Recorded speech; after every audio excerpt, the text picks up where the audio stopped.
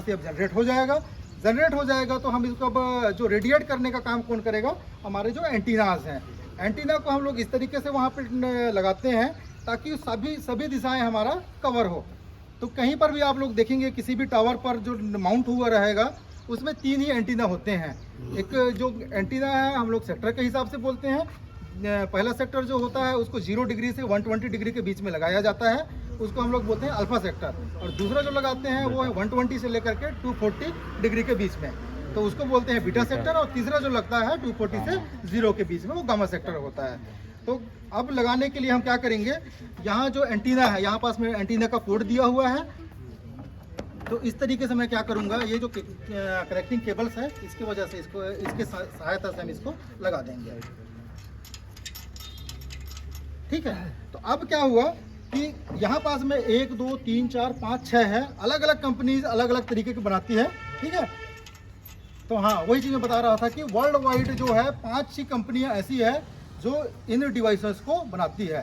Tower खड़ा करने के लिए तो हमारे इंडिया वाले ही खड़ा कर देंगे, मैं बोलूँगा कवर्धा वालों को तो वो भी खड़ा कर देंगे। ठीक है, लेकिन अब क्या है, उनको BTS चाहिए, ये सिस्टम चाहिए। एंटीना भी कोई भी बना लेगा, भारत में भी बन जाएगा, लेकिन ये जो बनाने का ये है वो केवल 5 ही कंपनीज हैं। और अलग अलग जो कंपनीज है, एयरटेल हो गया, वोडाफोन आइडिया हो गया, जियो हो गया, और हमारा जो BSNL है, अलग अलग कंपनीज से परचेज करते हैं। जैसे आप लोगों को मैं दिखा रहा हूँ नोकिया का, नोकिया एक कंपनी है जो ये BTS जो बनाती है। उसके बाद में जो दूसरी कंपनी है, एक है आपका एरिक्सन जो यूरोपियन कंपनी है, और ये भी यूरोपियन कंपनी है। दोनों ये यूरोप के 2 कंट्रीज हैं जो ये बनाती है। उसके बाद में चाइना है, चाइना में एक हुआवे कंपनी है और एक ZTE कंपनी है। तो जो 2 कंपनियां हैं वो भी ये चीज़ बनाती है। ठीक है, उसके बाद में जो और कंपनियां हैं, साउथ कोरिया की कंपनी है जिसको बोलते हैं सैमसंग का मोबाइल भी होता है। तो वो एक कंपनीज है जो अभी ये बना रही है। अब भारत जो BSNL है, BSNL में 4G लेट आने का यही कारण है कि कुछ विवादों के स्थिति की वजह से चाइना से हम लोग को जो डील हुआ था वो वापस करना पड़ा था, इसलिए वहाँ से हम लोगों ने परचेज नहीं किया। तो अब भारत में BSNL के लिए जो टाटा कंपनी है, टाटा की जो सहयोगी कंपनी है तेजस हमारे लिए इक्विपमेंट बना रही है जो 4G है और 5G। तो कुछ ही दिनों में आप लोग को 4G यहाँ पास में इंस्टॉल हो चुका है। यहाँ के जो टावर्स हैं, आपका नवीन मार्केट है, बजरंग चौक है, आपका मिनी माता है। तो इस तरीके से इन जगहों पर कैलाश नगर है, महाराजपुर है, आपका क्या बोलते हैं मोहनपुर है। तो ऐसे ऐसे जगहों पर लगभग 20 जगह पर हम लोगों ने 4G के जो ये BTS हैं, टावर तो पहले से इंस्टॉल हैं, तो हम लोगों ने 4G के BTS हम लोगों ने लगा चुका है। ठीक है, तो अब यहाँ तक का हम लोग पहुँच चुके हैं। आप लोग को कंपनीज का नाम भी बता दिया जो ये रेडियोज बनाते हैं।